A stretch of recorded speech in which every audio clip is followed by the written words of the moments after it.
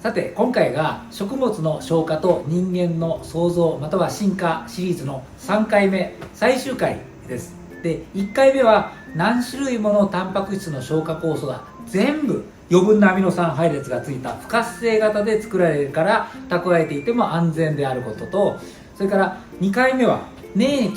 が優れもので消化管を守ってくれてるということ、それから消化酵素を活性型に変換する物質、胃で言えば塩酸も存在するおかげでタンパク質を消化できるけれど、これらが片方では意味がなくて両方同時に存在したはずだ、という話をしました。で焼肉を食べたら自分の消化管も溶けちゃったり穴が開かないまでも大出血したり毎日ひどい下痢だったりでは生きていけません。全てを与えてくださった方がいる、私たちを愛し元気に生きていけるように与えてくださったんだと私は思います。素敵です。今回はその消化液の分泌のコントロールのお話ですね。そうです。でそんなにあれもこれも優れてるならなんで胃潰瘍なんかになっちゃうのっていう疑問が湧いてきますよね、普通で。かつて日本では胃がんが非常に多かったし、それから胃や十二指腸の潰瘍も多かったですけれども、全部とは言いませんけれども多くの患者さんはピロリ菌の感染が原因でした。で、ピロリ菌はアンモニアを出して胃酸でも死滅しない、珍しい菌なんですよね。で主に粘液の産生を妨げて病気を引き起こすというふうに言われています。で一方世の中には胃酸の出過ぎ、胃液の出過ぎで潰瘍になる患者さんもいますけれど、まず何かを食べると胃液が出るのはなぜかというところから始めましょう。でなんでだと思いますか？だって入ってきたらわかるんじゃないんですか？いや、それなんだか泥棒の話みたいだけれど、いいや。で実は入ってくる前から反応してるらしいんです。で食べ物の匂いはもちろん、見たり考えたりするだけで、自分で分かるのは唾液ぐらいですけれど、胃液や膵液も分泌が増えるそうです。でただもちろんメインは食べ物が胃に入ってきてからですよね。でイメージ的には胃が内側に食べ物が入ってきて押されるわけですけれど、そういう機械的な刺激ってそんなムキュッと押すわけじゃないです。ポチッと当たるだけですから、圧迫して塩酸を絞り出すっていうんじゃないわけです。で軽い機械的な刺激に加えて食べ物のせいで胃の中の酸性がね薄まる。そうすると胃のこれG 細胞って名前がついてるんですけども、 G 細胞という細胞からガストリンという物質が、これがね胃の中にじゃなくて外、血管に向けてそういう物質が放出されるんです。でこのガストリンっていう物質が循環してきて細胞の外から塩酸と消化酵素のペプシノーゲンの両方の分泌を促進するんですね。でガストリンって、アミノ酸100個ぐらいの小さなタンパク質なんですけども、数分で消えちゃうのでガストリンの分泌が止まれば塩酸の分泌というのも速やかに低下するっていうことになってるんです。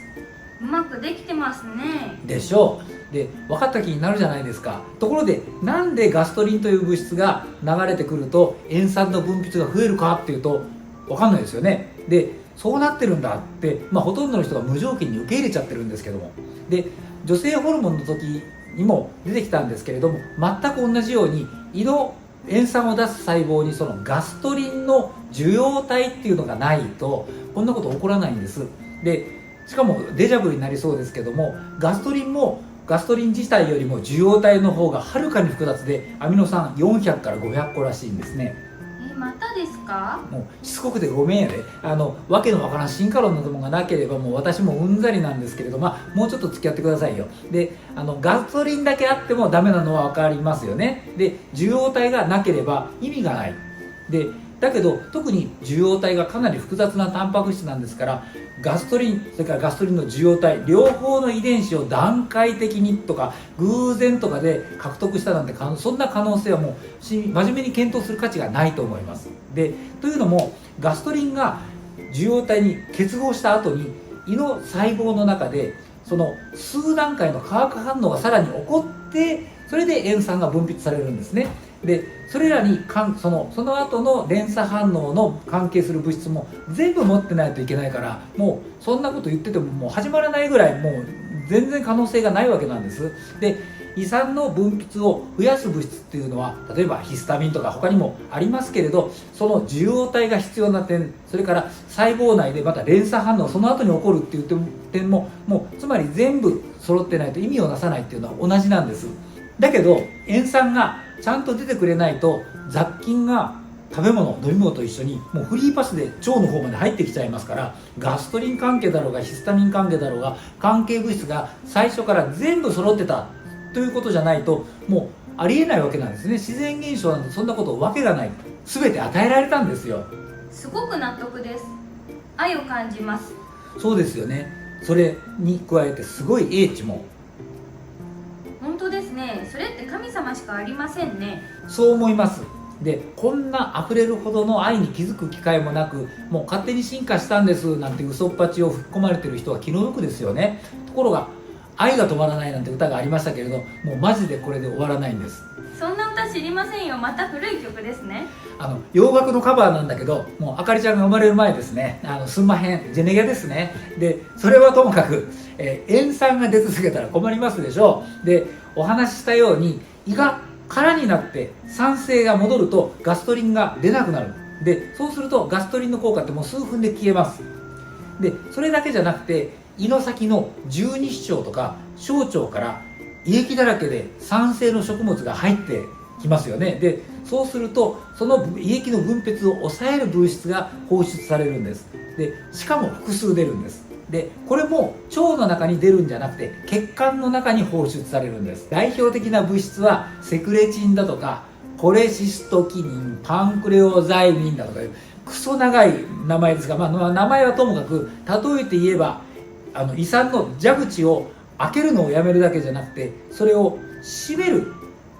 物質まであって、でおまけに驚くなかれ以前水液がアルカリ性なのはお話ししましたけれども、それらの物質はアルカリ性の水液の分泌をむしろ促進するんですね。そのおかげで、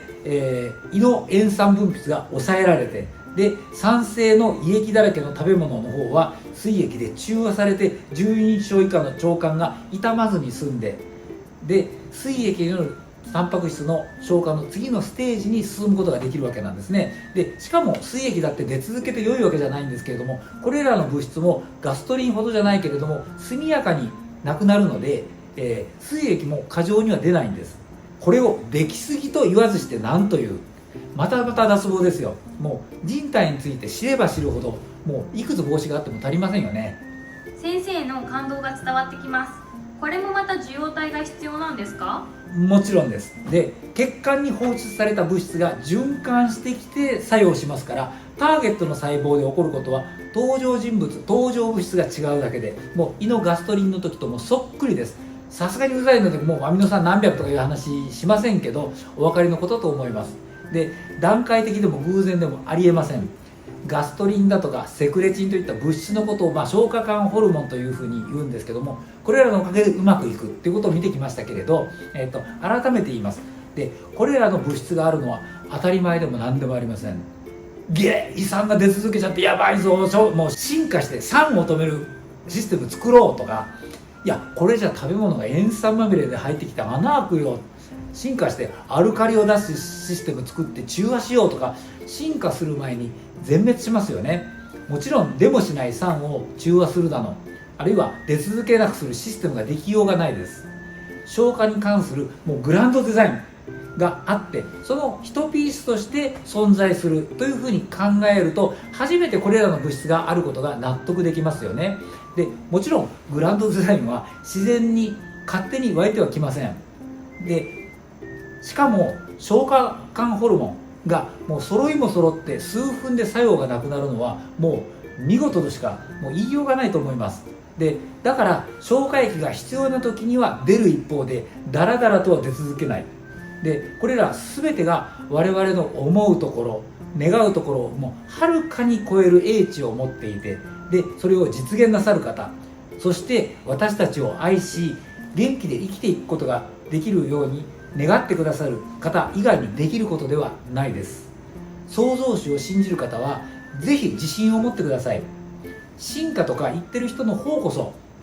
間違った教育に目を曇らされて私がお話ししたようなことを知りもしないか、もう公平に判断できなくなっているだけで、私たちは全く屈する必要も恥じる必要もないんです。この素晴らしいお方を心から称えたいと思います。この動画でお話ししたことは、どこかの知らない誰かに起こっていることではなくて、見てくださっている皆さんご自身に起こっていることなんです。そのことに気づいて、ぜひ驚きながら喜んでいただきたいと思います。